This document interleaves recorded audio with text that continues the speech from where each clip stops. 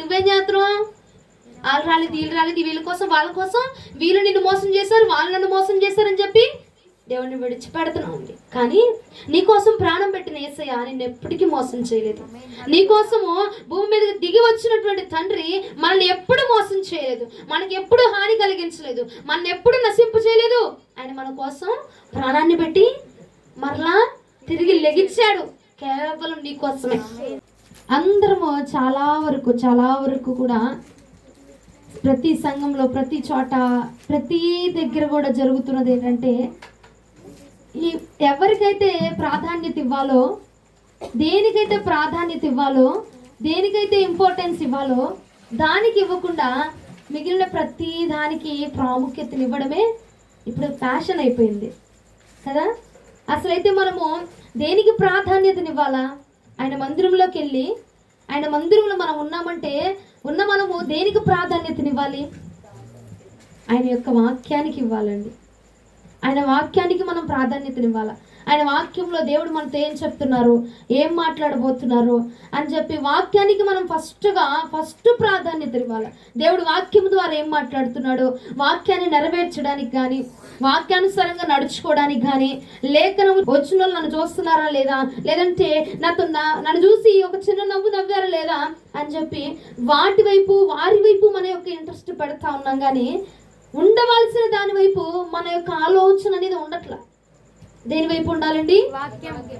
వాక్యం వైపు మన ఆలోచన ఉండాలా. ప్రభు వాక్యం ద్వారా ఏం మాట్లాడుతున్నాడు, అసలు ఏం చేయాలా, అసలు వాక్యంలో జీవితం గురించి ఏం చెప్పాడు, దేవుడు మనకి ఏం చెప్పాడు, అసలు ఈ పని చేయాలా చేయకూడదా, అసలు వాక్యంలో ఉందా, ఇది పెట్టాలా పెట్టకూడదా వాక్యంలో ఉందా, సంక్రాంతి పండుగ అద్భుతంగా చేసుకున్నాము, ఇది చేసుకోవచ్చని వాక్యంలో దేవుడు సెలవిచ్చాడా, అక్కడ విగ్రహాలు పెట్టాము, ఫోటోలు పెట్టాము, ఫోటోలకి దండం పెట్టుకోమని వాక్యంలో ఉందా, దండలేమని వాక్యంలో ఉందా లేదా అన్నది మనం ఇందులో చూసుకొని, ఇందులో ఉన్నది తెలుసుకుని దాని ప్రకారంగా చేసుకోవాలి.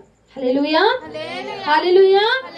అమ్మ ప్రాంతం అంతా చేసేసిద్దమ్మా, ఊరు మొత్తం చేస్తారమ్మా, అందుకే మేము కూడా చేయాలి కదా. అందరూ చేసినప్పుడు మేము ఏకాకులుగా మిగిలిపోతామేంటి?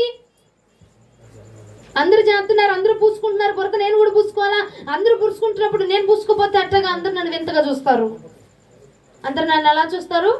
వింతగా చూస్తారు. ఏమండి, అందరూ బురద పూసుకున్నారు, నువ్వు ఒక్కదానివే పూసుకోలేదు, నిన్ను వింతగా చూడాలా, వాళ్ళని వింతగా చూడాలా? అవునా? వాళ్ళే కదా వింతగా చూసేది. బురదన్నోళ్ళని చూస్తారా, బురద లేనోళ్ళని చూస్తారండి? ఉన్నోళ్ళే కదా చూసేది. మరి మీరేంటి కొత్తగా మాట్లాడతారు? అందరూ చేస్తున్నారు, మేము కూడా చేయాలి. అందరూ చేసేది కాదు. వాక్యంలో ఏది ఉన్నదో, దేవుడు ఏది మాట్లాడుతున్నాడో, వాక్యానుసారంగా ప్రభు ఏం చెప్తున్నాడో మనకి అది మాత్రమే చేయాలి. హల్లెలూయా. సంఘంలోకి వెళ్ళి కానుకలు వేయి, సంఘంలోకి వెళ్ళి అజ్జయ్ ఇజ్జయ్ అది కాదు ప్రభు చెప్తుంది. వాక్యంలో ఏది ఉంది, కానుకలు వేయాలి, కానుక ఇవ్వాలి. ఎందుకంటే దైవజనుడు ఆ కానుకల ద్వారానే పోషించబడతారు. దైవజనుడు కుటుంబం అనేది దేవుడు ఏం చెప్పాడు, లేవీయులకు నేనే వారికి సొత్తుని, మీరందరూ స్వాస్థ్యం తీసుకొని ఆ స్వాస్థ్యాల్లో అందరూ 10వ భాగం తీసుకొచ్చి లేవీయులకు ఇవ్వండి అన్నారు. ఎందుకంటే వారు దాని తినే పోషించబడాలి. కానుకలు వేయడం తప్పు, కానుకలు ఇవ్వడం తప్పు అంటలేదు నేను. కానీ నీ దృష్టి మొత్తం వెళ్ళామా, ప్రార్థన చేయించుకున్నామా, అయ్యగారు నన్ను చూసి నవ్వారా, కానుక ఏమన్నారు, కానుక వేసామా, వచ్చేసామా, అయిపోయిందా, దీని మీదే నీ దృష్టి ఉంటుంది. కానీ దేవుడు నాతో ఏం మాట్లాడుతున్నాడు, అసలు వాక్యం ఏం సెలవిస్తుంది? ఈ ఆదివారం మందిరానికి వెళ్ళాను, నేనేం నేర్చుకున్నాను? ఆదివారం మందిరానికి వెళ్తున్నాం, అందరూ వెళ్తున్నారు కదండి. ఏం నేర్చుకుంటున్నాం మందిరానికి వెళ్ళి? దేనికోసం వెళ్తున్నాం? కానుక వేయడానికా? దేనికోసం వెళ్తున్నాం? నిద్రపోవడానికా? మందిరానికి ఎందుకోసం వెళ్తున్నాం అండి? గోడ కానుకొని నిద్రపోవడానికి వెళ్తున్నాం కొంతమంది కదా. ఇంకొంతమంది ఇష్టమైన వాళ్ళు వస్తే ఇష్టంగా బాగా ప్రార్థన చేసేస్తారు. ఆ రోజు ఇష్టమైన వాళ్ళ కోసం వెళ్తారు మందిరాలకి. నాకు ఇష్టమైన ఆమె వాళ్ళు రాలేదు కాబట్టి నేను కూడా వెళ్ళట్లేదు చర్చికి. నా తోడు వెళ్ళలేదు కాబట్టి నేను కూడా వెళ్ళట్లేదు చర్చికి. దేనికోసం వెళ్తున్నాం మందిరానికి? వాక్యం కోసం వెళ్ళాలి. దేవుడు వాక్యంలో మనతో ఏం మాట్లాడుతున్నాడు, ఏమి నేర్చుకున్నాం, ఆత్మీయత ఎలా వృద్ధి అవుతుంది, దేవుడు మనతో ఏం మాట్లాడుతున్నాడు అది విని దాన్ని నేర్చుకుని మన జీవితాన్ని, ఆత్మీయ స్థితిని సరి చేసుకోవాలి. కానీ వెళ్ళామా, గొయ్యి తీసామా, గోతులో పది పెట్టామా, మరలా తిరిగి వచ్చామా అన్నట్టుగా ఉండకూడదండి. వాక్యాన్ని తెలుసుకొని అసలు ఎందుకు తీశారు, ఎందుకు పెట్టారు, ఎందుకు చెప్పారు, ఎందుకు చెయ్యాలి అన్నది తెలుసు. తెలుసుకోవాలి వాక్యానుసారంగా. మనం తెలుసుకోకుండా అదేదో అంటారు చూడు, గొడ్డొచ్చి చేలో పడ్డట్టు అన్నట్టుగా వాళ్ళు చెప్పారు మనం వెళ్ళాలి, వాళ్ళు చెప్పారు నేను చెయ్యాలి, వాళ్ళు చెప్పారు నేను చెందాలి. ఇందులో ఉన్న చూడు, వాక్యంలో ఉందా లేదా, వాక్యంలో దేవుడు మాట్లాడుతున్నాడా లేదా, వాక్యానుసారంగా ఉంటున్నామా లేదా, వాక్యానుసారంగా మన వస్త్రధారణ ఉంటుందా లేదా, మనం చేసుకునే పండుగలు వాక్యానుసారంగా ఉంటున్నాయా, మనం చేసుకునేవి వాక్యానుసారంగా ఉంటున్నాయా, మనం ధరించుకునేవి వాక్యానుసారమైనవేనా, మనం పెట్టుకుంటున్నవి వాక్యానుసారంగా ఉన్నవా అనేది మనము గమనించుకోవాలి. చిన్న మాటే అది మనం గమనించుకోవాలి. ఎందుకంటే యోహాను రాసిన సువార్తలో దేవుడు ఏమన్నాడు? యోహాను సువార్త 1వ అధ్యాయం 1వ వచనంలో ఏముంది?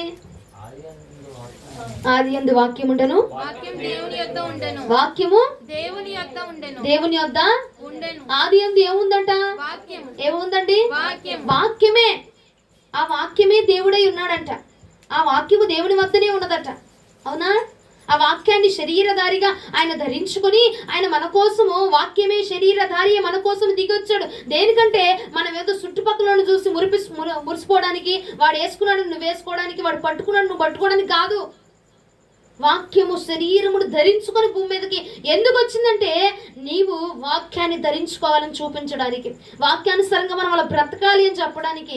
యేసుక్రీస్తు ప్రభులు వారు బ్రతికినంత కాలంలో బొమ్మలకి వేసేసి విగ్రహాలకి, చనిపోయిన వాళ్ళకి దండలేయడము, దండం పెట్టడం చూసారా? రాయబడిందా అండి? అది మనకి తగదు. అది మనకి, నువ్వు మొక్కితే క్రీస్తు ప్రభుల వారికి మాత్రమే మొక్కాల, నువ్వు నమస్కరిస్తే ఆయనకు మాత్రమే నమస్కరించాల. అవునా అండి? యేసయ్య 40 రోజులు ఉపవాసం ఉండి వస్తా ఉంటే అపవాది శోధిస్తున్నాడు. ఏమని? నువ్వు నాకు గనక మొక్కావనుకో మొత్తం ఈ భూమి మీద మొత్తం అధికారాన్ని నీకు ఇస్తా అన్నాడు. అప్పుడు ఏమన్నారు ఆయన?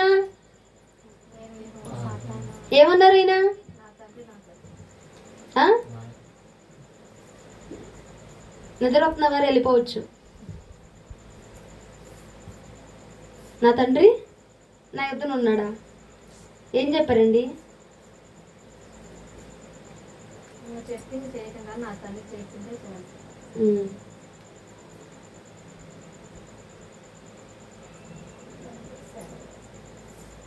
నీ దేవుడైన ప్రభు మాత్రమే మొక్కాలి. ఎవరికి మాత్రమే? నీ దేవుడైన ప్రభువునకు మాత్రమే, నీ దేవుడికి మాత్రమే మొక్కాలి. ఆయన తప్ప ఇంకెవ్వరికి కూడా మొక్కొద్దు, నమస్కరించొద్దు. నమస్కారం షడ్రక్ మెషక్ అబేద్నెగోలు దేని వల్ల వెళ్ళి అగ్నిలో వేయబడ్డారు? మొక్కక లేదు కాబట్టి. అవునా? మొక్కకపోవడం వల్లే వాళ్ళు వెళ్ళి అగ్నిలో పడ్డాడే, మొక్కెత్తపోయేది కాదు. కానీ ఈ మాట గుర్తుంది వాళ్ళకి, ఏమిటంటే నీ దేవుడైన యెహోవాకి తప్ప మరి ఎవ్వరికి కూడా నువ్వు నమస్కారం చేయకూడదు, నీ దేవుడైన యెహోవాని తప్ప మరి ఎవ్వరిని కూడా నువ్వు పూజించకూడదు. అవునండి? ఆ మాటను గుర్తుంచుకున్నారు కాబట్టి నా దేవుడికి తప్ప నేను ఇంకెవరికి మొక్కను, నాకు శ్రమే రాని, ఆటంకమే రాని, ఏదో నష్టమే రాని, నాకు ఏ ప్రాణమే పోని, అయినా సరే నేను నా దేవునికి తప్ప ఇంకొకరికి మొక్కను, నమస్కారం చేయను. వాడు 1000 రూపాయలు ఇస్తానన్నా, 1 కోటి రూపాయలు ఇస్తానన్నా, డబ్బులు నీకు ఇచ్చేస్తానంటే ఏం చేస్తాం?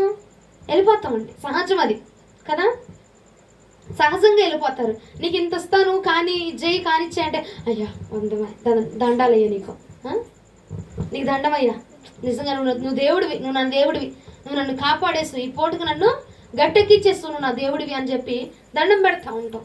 కానీ నీ దేవుడైన యెహోవాకు మాత్రమే నమస్కారం చేయాలి, ఆయన మాత్రమే మొక్కాలి, ఆయన మాత్రమే గణపరచాలి, ఆయన తప్ప మరొక దేవుడిని చేసుకోవద్దు అని చెప్పి లేఖనం. అవునా అండి? అవునా? ఉందా లేదా? నా బైబిల్లో ఉంది, మీ బైబిల్లో లేదా? ఈ బైబిల్లో ముద్రించబడలేదా? ఇంకా ముద్రించబడుతుందా? పడబోతుందా? ముద్రించబడబోతుందా? ఇంకా ముద్ర రాలేదు. ఇంకా వచ్చారా అండి? ఉందా? ముద్ర ఉందా? వేయబడిందా? నీ దేవుడైన యెహోవాకు తప్ప ఇంకెవరికి రొక్కద్దు నువ్వు. అమ్మా ఏముందిలే, పెద్దోళ్ళు కదా, అన్ని తెలిసిన వాళ్ళు, అంతేనా? పెద్దోళ్ళు కదా, అన్ని తెలిసిన వాళ్ళు. వాక్యంలో ఉందా?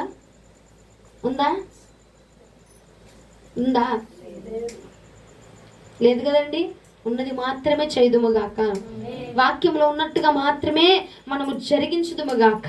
ఎందుకంటే నువ్వు ప్రేమించిన అమ్మాయో, నువ్వు ప్రేమించిన వ్యక్తులో, నీకు ఇష్టమైన వ్యక్తులో మందిరానికి వచ్చారు, మందిరానికి రాలేదని నువ్వు మందిరం మానేసిన రోజున ఉండొచ్చేమో, ఉండబోతున్నాయేమో. కానీ నువ్వు ప్రేమించిన అమ్మాయి నీ కోసం శరీరధారిగా భూమి మీదకి రాలా. యేసుక్రీస్తు ప్రభువు వారు నీ కోసం ఆయన ప్రాణాన్ని పెట్టి నీ కోసం, ఆయన ప్రాణాన్ని అప్పుచెప్పి నీ కోసం, ఆయన జీవితాన్ని త్యాగం చేసి నీ కోసం ఆయన మరణించాడు. ఆయన మరణించి తిరిగి లేచింది ఎవరి కోసం? నీ కోసమే. నీ ప్రియురాల కోసమో, నీ ప్రేయస్ కోసమో, నీకు ఇష్టమైన వాళ్ళ కోసమో, నీకు కష్టంగా ఉన్న వాళ్ళ కోసమో. వాళ్ళు వచ్చి పెట్టలేదు, వాళ్ళు వచ్చి చేయలేదు. అర్థమవుతుందా? వాళ్ళు రాలేదని దేవుణ్ణి వదిలేస్తాం. ఏం చేశాడు దేవుడు? నాకు నేను ప్రేమించిన అమ్మాయి వచ్చేది, ఇప్పటి నుంచి వాళ్ళ ఇంట్లో తెలిసిపోయింది, వాళ్ళు రావట్లేదు, మేము చర్చికి వెళ్ళట్లేదు. నా దగ్గరికి వచ్చి చెప్పారండి ఇదే మాట. ఇక్కడ కాదులే, విజయవాడలో. దేవుడు ఏం చేశాడు అక్క? నాకు ఏం చేశాడు? ఎందుకు వెళ్ళలేను? ప్రేమించాను, వెళ్ళేవాళ్ళం, చర్చికి కలిసి వెళ్ళేవాళ్ళం, ఇంట్లో తెలిసిపోయింది, ఆపిచ్చేశారు. ఎవరి కోసం అండి మనం వెళ్ళేది? ఎవరి కోసం అంటారు? దేవుని కోసం, దేవుని యొక్క నోటి మాట కోసం మాత్రమే వెళ్ళాలి మనం. వాళ్ళు వచ్చారు, వీళ్ళు వచ్చారని దేవుణ్ణి విడిచిపెట్టడానికి ఆయన నీ కోసం ప్రాణాన్ని పెట్టిందండి. నువ్వు విడిచిపెట్టడానికా? వాళ్ళ కోసం వీళ్ళ కోసం ప్రభుకు నువ్వు దూరం అయిపోవడానికా? వాళ్ళ కోసం వీళ్ళ కోసం నువ్వు రెచ్చిపోయి దేవుణ్ణి విడిచిపెట్టడానికి దేవుడు నీ కోసం రాలా. ఆయన ప్రాణాన్ని పెట్టి ఆయన జీవితాన్ని నీ కోసం త్యాగం చేసింది. నువ్వు బ్రతకాలా, వాక్యాన్ని నువ్వు ధరించుకోవాలా, వాక్యంలో ఉదక స్థానం చేయాలని చెప్పి పరిశుద్ధాత్మ దేవుడు మన కోసం ప్రాణాన్ని అప్పచెప్పాడు. హల్లెలూయా, హల్లెలూయా, హల్లెలూయా, హల్లెలూయా. ప్రభువునకు స్తోత్రము కలుగును గాక. ఎవరి కోసం? ఎవరి కోసం? నువ్వేం చేస్తున్నావు? వాళ్ళు రాలేదు, వీళ్ళు రాలేదు, వీళ్ళ కోసం, వాళ్ళ కోసం, వీళ్ళు నిన్ను మోసం చేశారు, వాళ్ళు నన్ను మోసం చేశారని చెప్పి దేవుణ్ణి విడిచిపెడుతున్నావు. కానీ నీకోసం ప్రాణం పెట్టిన యేసయ్య నిన్ను ఎప్పటికీ మోసం చేయలేదు. నీకోసము భూమి మీద దిగి వచ్చినటువంటి తండ్రి మనల్ని ఎప్పుడు మోసం చేయలేదు, మనకి ఎప్పుడు హాని కలిగించలేదు, మనల్ని ఎప్పుడు నశింపు చేయలేదు. ఆయన మన కోసం ప్రాణాన్ని పెట్టి మరలా తిరిగి లెగించాడు, కేవలం నీ కోసమే. హల్లెలూయా. బ్రతికితే ఆయన కోసం బ్రతకాల, మనం జీవిస్తే ఆయన కోసం జీవించాలా. మనుషులు ఏదో చేసేసారు, వాడేదో చేశాడు, వీడేదో చేశాడు అని చెప్పి ప్రభువుని విడిచిపెట్టద్దు, ఆయన వాక్యాన్ని విడిచిపెట్టద్దు. ఆయన్ని మాత్రమే ఫాలో అవ్వాలి, ఆయన్ని మాత్రమే వెంబడించాలి. అయ్యగారిని వెంబడిస్తారు కొంతమంది, అమ్మగారిని వెంబడిస్తారు కొంతమంది, విశ్వాసులను వెంబడిస్తారు ఇంకొంతమంది, సంఘ పెద్దలను వెంబడించే వాళ్ళు ఇంకొంతమంది. వాక్యాన్ని వెంబడించేవాడు అరుదైపోతున్నారండి, అరుదైపోతున్నారు. వాక్యానుసారంగా బ్రతికేవాడు అరుదైపోతున్నాడు. దేవుడు ఏం మాట చెప్పాడో ఆ మాట ప్రకారంగా నడుచుకునేవాడు అరుదైపోతున్నాడు.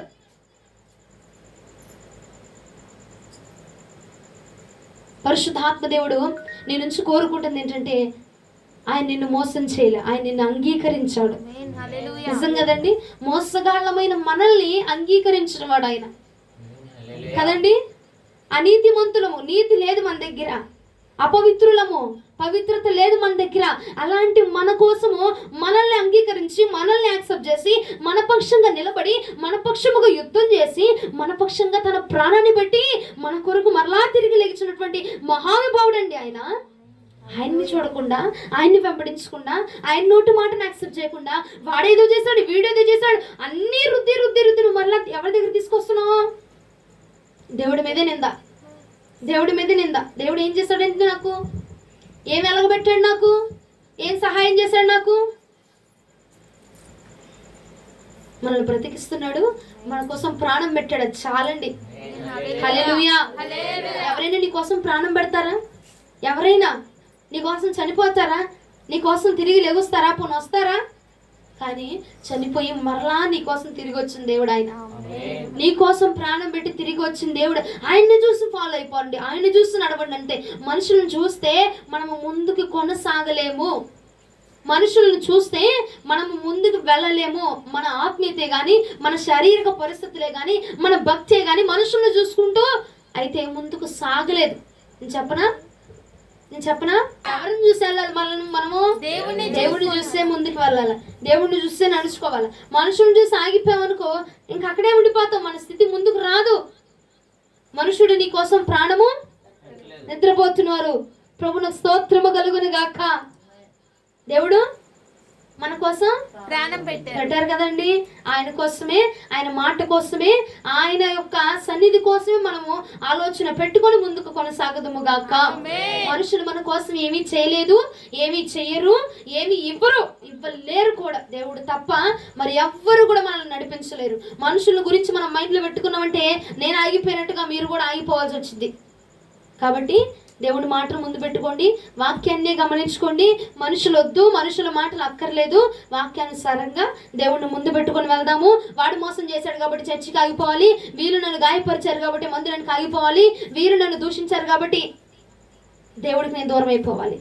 నష్టము వాడికి రాదు, ఎవరికి రాదు, నీకే వచ్చింది. కాబట్టి జాగ్రత్త.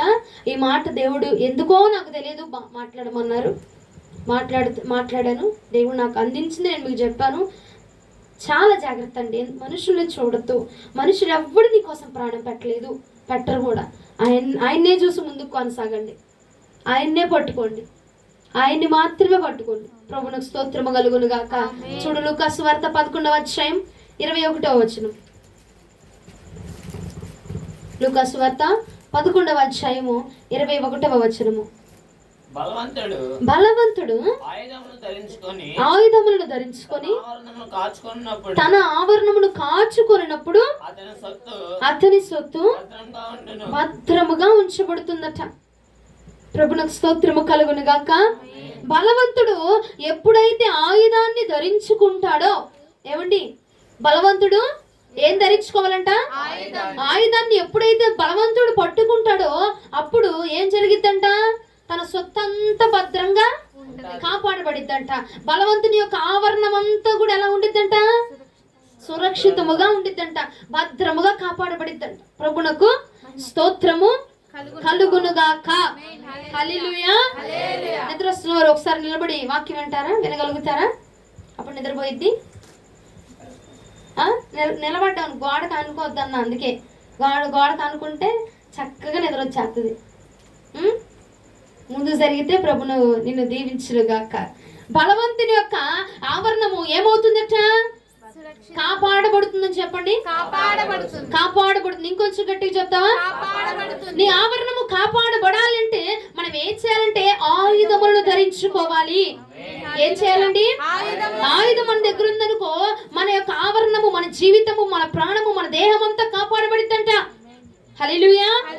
ఆయుధాలు మన దగ్గర లేవనుకో ఏమైంది? అపవాదం వచ్చేసి మన యొక్క ఆవరణాన్ని దొంగలింపు చేసేస్తాడు. మన శరీరాన్ని ఏం చేస్తాడు? దొంగలించేస్తాడు. మన శరీరం మీద అపవాది యొక్క కుయుక్తులు జరుగుతూ ఉండి అనుకో, మన దగ్గర ఆయుధం ఉందనుకో ఆ కుయుక్తిని ఏం చేస్తాం? మనము ఆ కుయుక్తుల్ని ఏం చేస్తామండి? అడ్డుకుంటాం, ఆపివేస్తాం, నిలిపివేస్తాం, ఖండిస్తాం. ఎందుకంటే నీ దగ్గర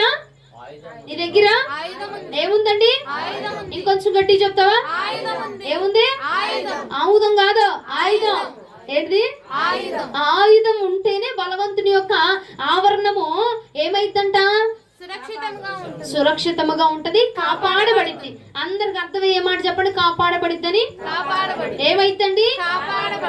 కాపాడబడాలి. ఇప్పుడు నీ దేహం ఉంది, నీ దేహము అపవాది చేతులు చెక్కబడిపోకుండా, నువ్వు పాపములో పడిపోకుండా, లోకములో పడిపోకుండా, లోకపు ఇచ్చుల్లో మనం పడిపోకుండా ఉండాలంటే మనం ఏం ధరించుకోవాలి? ఆయుధాన్ని ధరించుకోవాలి. మన దగ్గర ప్రార్థన అనే ఆయుధం ఉందనుకోండి, ఆ ప్రార్థన అనే ఆయుధము మనము పాపములో పడిపోకుండా మనల్ని కాపాడుతుందట. హల్లెలూయా. ప్రభువునకు స్తోత్రము కలుగును గాక. ప్రార్థన అనే ఆయుధములు ఎంతమంది దగ్గర ఉన్నాయి? ప్రార్థన అనే ఆయుధం ఏం చేసిద్దంటే నిన్ను లోకములో గాని, పాపములో గాని, దేవుడికి వ్యతిరేకతలో గాని, దేవుడికి దూరముగా గాని అవ్వకుండా నిన్ను కాపాడిద్దంట. ఆయుధమును ధరించుకున్నావు అనుకో నీ ఆవరణం అంతా, నీ దేహం అంతా, నీ యొక్క జీవితం అంతా ఎలా ఉంటుంది? కాపాడబడుతుంది, పరిశుద్ధముగా ఉండిద్దంట. బలవంతుని చేతులు, అపవాది చేతులు పడిపోదట. ప్రభువునకు స్తోత్రము కలుగును గాక. హల్లెలూయా. హల్లెలూయా. నీ ఆవరణము అనగా ఈ దేహము గాని, ఈ ప్రాణము గాని దొంగలించబడకుండా ఉండాలంటే మనం ఏం కలిగి ఉండాలండి? ఏం కలిగి ఉండాలి? ఆయుధం అంటారేంటి? ఏం కలిగి కలిగి ఇంకొంచెం గట్టి చెప్తామా? ఆయుధాలు ఉన్నప్పుడు మనల్ని అపవాది దొంగలించలేడు. మనం ప్రార్థన చేయకుండా ఒక 2-3 వారాలు లేకపోతే ఒక 2 వారాలు ప్రార్థన చేయకుండా ఉండిపోయామనుకోండి, ప్రార్థనలో మనము నడవకుండా ప్రార్థన అనేది చేయకుండా ఉంటే అపవాది యొక్క కుయుక్తులు మన మీద విపరీతంగా పడిపోతాయి అంట. ఏమవుతాయండి? అపవాది కుయుక్తులు ప్రతిరోజు ఒక సమయాన్ని ఏర్పాటు చేసుకుని అపవాదిగాడు ఆ సమయంలో నీ ఇంటి దగ్గరకు వచ్చి, ఈ రోజున వీడి ఇంటి మీద ఏ యొక్క శోధన వేయాలి, వీడిని ఎలా పడద్రోయాలి, వీడిని ఎలాగ దేవుడికి దూరం చేయాలా, వీడిని ఎలాగా పడద్రోసి నాశనంలోనికి నడిపించాలి అని చెప్పి అపవాది ప్రయత్నం చేస్తూ ఉంటాడంట. ప్రయత్నం చేస్తూ ఉంటాడు. అవునండి? ప్రయత్నం చేస్తున్నప్పుడు మన దగ్గర ఆ ప్రయత్నాన్ని అడ్డుకునేటువంటి ఆయుధం ఉండాలి. హల్లెలూయా. ఏముండాలి? ఆయుధం ఉండాలి. ఇప్పుడు నీ మీదకి ఎవడైనా వచ్చాడు గొడవడానికి, నీ దగ్గర ఏముండాలి? ఆయుధం ఉండాలి. చేతిలో కర్రగాను లేదా పప్పు గుత్తు కానీ ఏదో ఒకటి ఉందనుకో, అని ఏం చేస్తావు? ఇసిరేస్తావు కదా. అలాగా అపవాది మనల్ని శోధనతో ఎదుర్కోవడానికి వస్తున్నాడంట. ప్రతిరోజు వాళ్ళని అర్ధరాత్రి 12 అని చెప్పి ఒక టయాన్ని ఏర్పాటు చేసుకునేవాడు 12 నుంచి వాడు కుయుక్తులు మొదలవుతూ ఉంటాయి. ఏం చేద్దాం, ఇవాళ ఏం పంపిద్దాం, ఇవాళ ఎలా పడేద్దాం, ఏ రోగాన్ని పెడదాం, కొత్త రోజు వచ్చేసింది కాబట్టి ఏం చేద్దామని చెప్పి వాడు ఆలోచన చేస్తూ ఉంటాడు. మనం ఏం చేయాలి? అప్పుడు నిండుకు తప్పుడు ముసుకేసుకొని నిద్రపోదాము గాక. ఏం చేయాలండి? ప్రార్థన చేయాలి. ఆ ప్రార్థన అనే ఆయుధాన్ని మనం పట్టుకొని వాడి కుయుక్తుల్ని మనం ఎదుర్కోవాలంట. ఆ కుయుక్తుల్ని మనం ఎదుర్కొన్నాం అనుకో, వాడి యొక్క ఆలోచన అనే కుయుక్తి మన మీద పనిచేయదు. అర్థమవుతుందా? పనిచేయదు. మన ఇల్లు కాపాడబడిద్ది. హల్లెలూయా. ప్రార్థన అనే ఆయుధాన్ని పట్టుకొని నువ్వు ప్రార్థన చేస్తావు అనుకో, వాడు ఏం చేస్తున్నాడు? వాడు పంపిస్తున్నాడు, నువ్వు పంపిస్తున్నావు. వాడు పంపిస్తున్నాడు ఆయుధాన్ని, నువ్వు పంపిస్తున్నావు ఆయుధాన్ని. ఏమైంది? 2 ఢీకొంటే తప్ప ఆయుధం నీకు వచ్చి తగలదు. అర్థమవుతుందా? వాడేం చేస్తున్నాడు? శోధన అనే ఆయుధాన్ని పంపిస్తున్నాడు నీ దగ్గరికి. నువ్వేం చేస్తున్నావు? ప్రార్థన అనే ఆయుధాన్ని పంపిస్తున్నావు. వాడేం చేస్తున్నాడు? రోగం అనే ఆయుధాన్ని పంపిస్తున్నాడు. నువ్వేం చేస్తున్నావు? ప్రార్థన అనే ఆయుధాన్ని పంపిస్తున్నావు. అప్పుడు ఏం జరిగింది? ఆ రోగం అనే ఆయుధము నీ మీద పని చెయ్యదు. హల్లెలూయా. నీకు విరోధముగా రూపించబడుచున్న ఏ ఆయుధము కూడా వర్ధిల్లించబడదని లేఖనం సెలవిస్తుంది. ఎలా వర్ధిల్లించబడదంటే అండి, మనము కొన్ని ఆయుధాలను ధరించుకోవాలా. ప్రార్థన అనే ఆయుధమును ధరించుకోవాలా, విజ్ఞాపన అనే ఆయుధాన్ని ధరించుకోవాలా, యాచన అనే ఆయుధాన్ని ధరించుకోవాలా. మనం ఆయుధాలు మనం ధరించుకున్నప్పుడు వాడి యొక్క ఆలోచనలు గాని వాడి యొక్క పన్నాగాలు గాని మన మీద పడిపోకుండా మనము కాపాడబడతాము. ప్రభువులకు స్తోత్రము కలుగును గాక. హల్లెలూయా. హల్లెలూయా. నీ ఇంటి కోసం ప్రార్థన అనే యుద్ధాన్ని పట్టుకోవాలి, మనం ఆయుధాన్ని పట్టుకోవాలి. అర్థమైందా?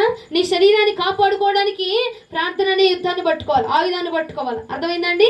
మన యొక్క ప్రాణాత్మ దేహాలను కాపాడుకోవడానికి ప్రార్థన అనే ఆయుధాన్ని పట్టుకోవాలి. అర్థమైందా?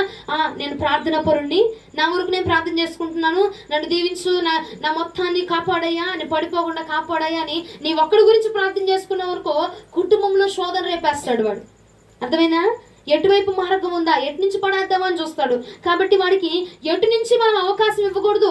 కుటుంబ ప్రార్థన ఉండాలి. కుటుంబం సంరక్షించబడాలంటే సంఘ ప్రార్థన ఉండాలి. సంఘము రక్షించబడాలంటే కుటుంబ ప్రార్థన ఏం చేసిద్ది? కుటుంబాన్ని కాపాడిద్ది.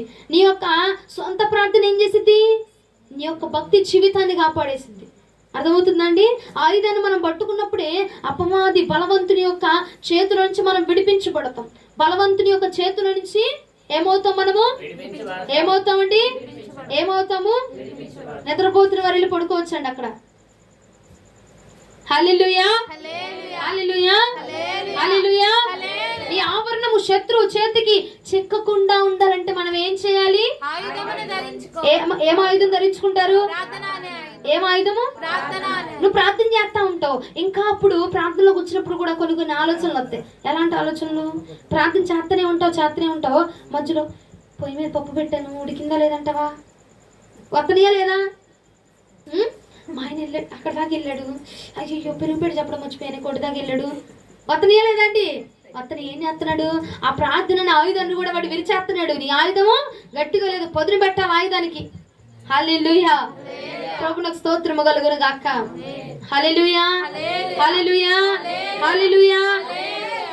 ఇంకేం పంపిస్తాడంటే నువ్వు ప్రార్థన చేస్తూనే ఉంటావు. ఇందులో పక్క నుంచి ఏం సుభాష్ అక్క వచ్చేద్దు, నువ్వు ప్రార్థనలోనే ఉంటావు. అవునా?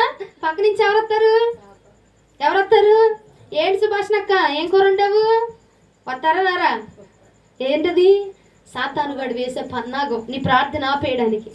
నీ ప్రార్థన ఆపేసి నీ ఆయుధము పదును పెట్టకుండా, నీ ఆయుధము నువ్వు పని చేయకుండా ఏం చేస్తున్నాడు? వాడు ఆయుధాలు ప్రయోగిస్తున్నాడు అనమాట. మనం ఏం చేస్తాం? ఏం చేయలేదు, చేపల పులుసు పెట్టాను, ఇంకేంటి చేపల వేపుడు, ఇంకేం చేస్తారు? సాంబారు, అంతేనా? చేశానక్క అని కూర దగ్గర మొదలైంది, ఇంకెక్కడికి పోయింది? కాశ్మీర్ దాకా వెళ్ళిద్ది అనమాట కదా. కాశ్మీర్ నుంచి కన్యాకుమారి దాకా వెళ్ళిపోతాం మన మాటలో. వచ్చింది ఏం కూర అని అడిగి వచ్చింది, కానీ నువ్వు వదిలి వెళ్ళిపోతే ఎక్కడ ప్రార్థనలో కూర్చుంటావని చెప్పి అపవాదిగాడు పంపనివ్వడు. అలాంటప్పుడు నువ్వు జాగ్రత్తగా ఆలోచించుకొని ఏం చేయాలా? ఓహో, ఇప్పుడు అపవాది ఏదో పన్నాగం వేస్తున్నాడు, అందుకే నన్ను ప్రార్థనలో కూర్చుంటనివ్వకుండా ఏమైనా పంపించాడు, ఏమొచ్చిందని చెప్పి మనము దాని గురించి ఆలోచన చేసి ఏం చేయాలా? సరే అని మాటలు అంతటితో కట్టి పెట్టి వెళ్ళి ప్రార్థనలో కూర్చోవాలి. అంతేగా సాంబార్ కూడా అక్కడ కొన్నది బాగోలేదు, అందుకని ఇంట్లో నేను యూట్యూబ్లో చూసి నేర్చుకొని చేసుకున్నా. సాంబార్ పొడి ఎలా చేయాలో నేను నేర్చుకున్నాను అని చెప్పి చెప్తాం, మాట్లాడుతూ ఉంటాం. అవునా అండి? ఇక నుంచి అలాగ చేయకుండా మనము ఉందుముగాక. హల్లెలూయా, హల్లెలూయా. అలాగ చేయకుండా ఉందుముగాక. చేస్తారేంటండి అటు చెప్తున్నారు? చేయకూడదు. అలా ఉన్నప్పుడు ఏం చేస్తాం? నువ్వు ప్రార్థనలో కూర్చున్నావు అమ్మా, ప్రార్థనలో కూర్చున్నావు, 2 ముక్కలు చేసావు ప్రార్థన, ఇంతలో ఎదురింటా వచ్చింది, ఏం కూరని వచ్చింది, ఏం చేస్తావు? ఏసు రక్తం చేసి రక్తం చేయి ఆమె అని చెప్పి వెళ్ళిపోయి మాట్లాడతాం కదా. అలాంటి సందర్భం రాలేదు ఎవరికి? వచ్చిందా రాలేదా?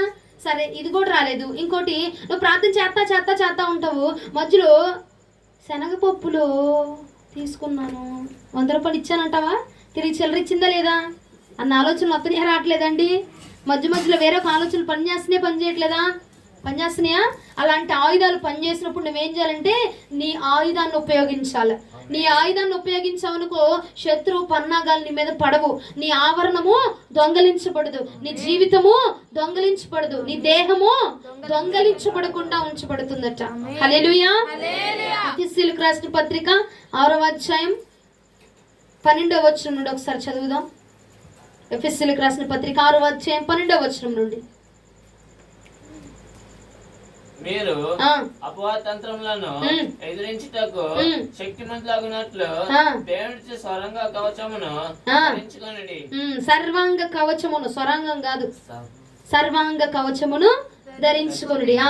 ఎలయనగా మనం పోరాడినది శరీరాలతో కాదు గాని ప్రధానులతోనూ అధికారులతోనూ ప్రస్తుత అంధకార సంబంధులకు లోకనాథులతోనూ ఆకాశ మండలమందున్న దురాత్మ సమూహములతోనూ పోరాడుచున్నాము. అందుచేతను మీరు ఆపద్దినమందు ఎదిరించుటకును సమస్తము నెరవేర్చిన వారే నిలబడ్డకును శక్తిమంతులగునట్లు దేవుడిచ్చు సర్వాంగ కవచమును ధరించుకొనుడి. దేవుడు ఇచ్చు సర్వాంగ కవచమును ధరించుకొనుడి. సర్వాంగ కవచమును ఎందుకంటే అపాయము వచ్చినప్పుడు నువ్వు తొట్టిల్లిపోకుండా, పడిపోకుండా, ఆ అపాయములు నువ్వు పడిపోకుండా, జారిపోకుండా ఉండడానికి మనం ఏం చేయాలంట? దేవుడు ఇచ్చేటువంటి సర్వాంగ కవచమును మనము ధరించుకోవాలి. మనుషుల దగ్గర ఉన్న కత్తునో, కత్తిపీటనో, పప్పు గుత్తునో కాదు. మన దగ్గర ఏ ఆయుధం ఉండాలంటే దేవుడిచ్చేటువంటి ఆయుధములు, దేవుడిచ్చేటువంటి ప్రార్థన అనే ఆయుధము, నీతి అనే ఆయుధమును, యథార్థత అనే ఆయుధాన్ని ధరించుకొని మనమట అపవాది యొక్క పన్నాగాలను, వాడి కుయుక్తుల్ని మనం ఏం చేయాలా? అడ్డుకోవాలి. హల్లెలూయా. ఎవరికి అర్థం కావట్లేదని అర్థమవుతుంది నాకు. అర్థమవుతుందా? ఇప్పుడు యవన బిడ్డల మీద చాలా జరుగుతాయి. ఏంటంటే శరీరపు శోధన, శరీరపు కోరికలు. ఆ శరీరాన్ని యవన బిడ్డలని కాదులేండి, ముసలి వాళ్ళు 60 వయసు వచ్చిన వాళ్ళు కూడా అట్టగే ఉన్నారు. ఇప్పుడు 60 ఏళ్ళ వాళ్ళు కూడా అట్టగే తెచ్చారు. నాకు ఏంటో కానీ సర్లే. కానీ శరీరపు శోధన ఏం చేస్తుంది? మన శరీరం మీద అపాయమును, మన శరీరం మీద ఆ శోధనను పెట్టి ఆ శరీరాన్ని పాపంలో పడద్రోసి ఆ శరీరాన్ని పాపం వైపుగా లాగేటువంటి పన్నాగం అపవాది వేస్తున్నాడు. మనం ఏం చేస్తున్నాం?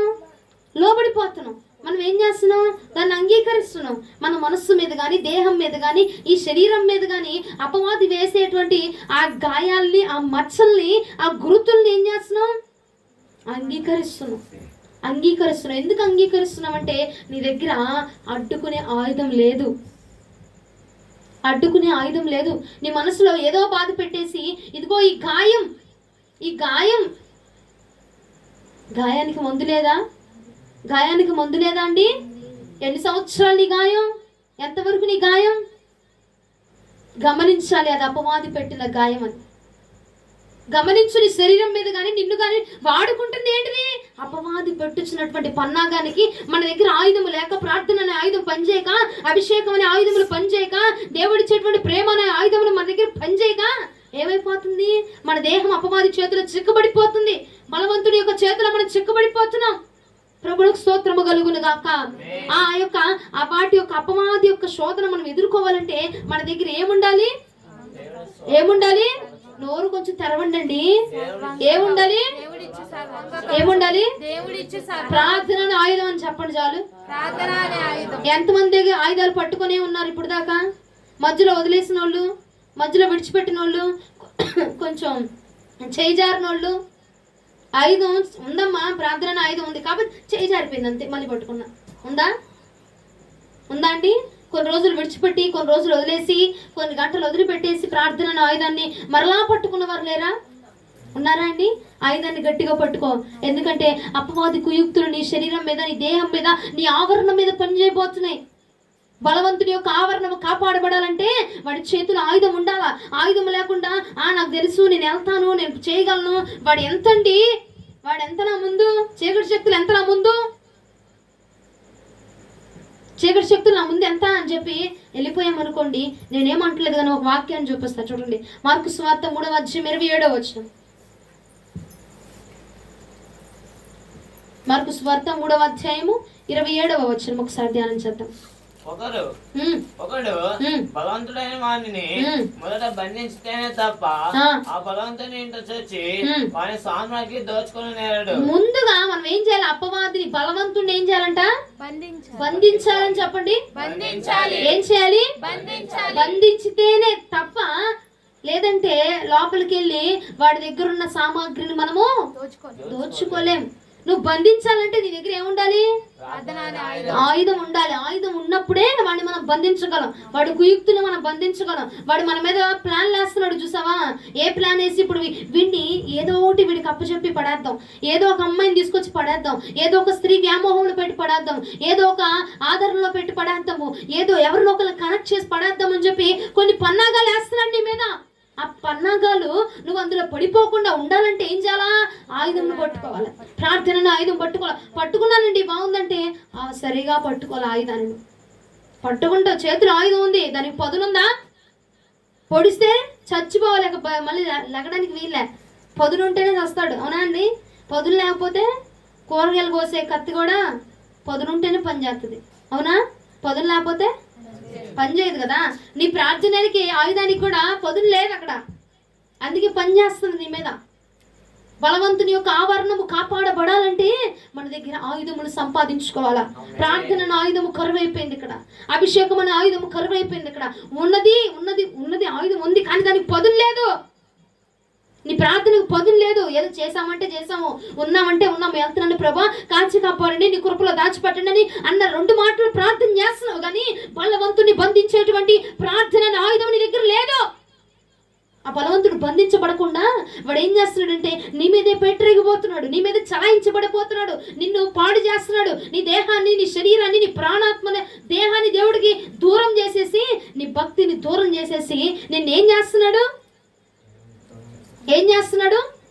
దొంగలించేస్తున్నాడు. నీ భక్తిని దొంగలించేస్తున్నాడు. పరిపూర్ణంగా ప్రార్థన చేసుకొని, కన్నీటితో ప్రార్థన చేసి, మోకాళ్ళ ప్రార్థన చేసి, ప్రభుతో మాట్లాడి, నువ్వు ప్రార్థన చేస్తున్నప్పుడు ప్రభు నీతో మాట్లాడినటువంటి రోజులు ఎన్ని రోజులైపోయింది? ఎన్ని రోజులైపోయింది? ప్రభును దర్శించి, ప్రభునితో మాట్లాడి, ఇదిగో ఇది నా ప్లాన్, ఇది నా పన్నాగం, ఇది నేను అనుకుంటుంది, ఇది నువ్వు చేయాల్సింది ఇది అని నీకు చెప్పి మాట్లాడిన రోజులు ఎంత కాలమైందండి? అర్థం అవట్లా? బలవంతుని ఆయుధం నీ మీద పనిచేస్తుంది, అపవాది ఆయుధాలు నీ మీద పనిచేస్తున్నాయి. కాబట్టి ప్రార్థనలో కూర్చుండలేకపోతున్నావు. ప్రార్థన అనే ఆయుధం పనిచేయట్లే నీ దగ్గర. ఆయుధానికి పొదును పెట్టి ఈ రాత్రైనా పొదును పెట్టండి. ఈ రాత్రైనా నీ ఆయుధానికి పొదును ఉంటేనే అపవాది కుయుక్తులు ఆగిపోతాయి. లేదనుకుంటే వాడు పేటరేగిపోతా ఉన్నాడు. మామూలుగా కాదు, వాడు పేటరేగిపోతున్నాడు. వాడు విజృంభించేస్తున్నాడు. నిన్ను, నీ కుటుంబాన్ని, నీ యొక్క జీవితాన్ని నాశనం చేయడానికి వాడి పొలాలన్నీ చాలా బీభత్సంగా భయంకరంగా ఉంటున్నాయి. నీ ఆవరణం అంతా పాడు చేయాలని చూస్తున్నాడు. నీ కుటుంబాన్ని పాడు చేయాలని చూస్తున్నాడు. నీ దేహాన్ని పాడు చేయాలని చూస్తున్నాడు. నీ యొక్క భక్తి జీవితాన్ని, ఆత్మీయతని పాడు చేస్తున్నాడు.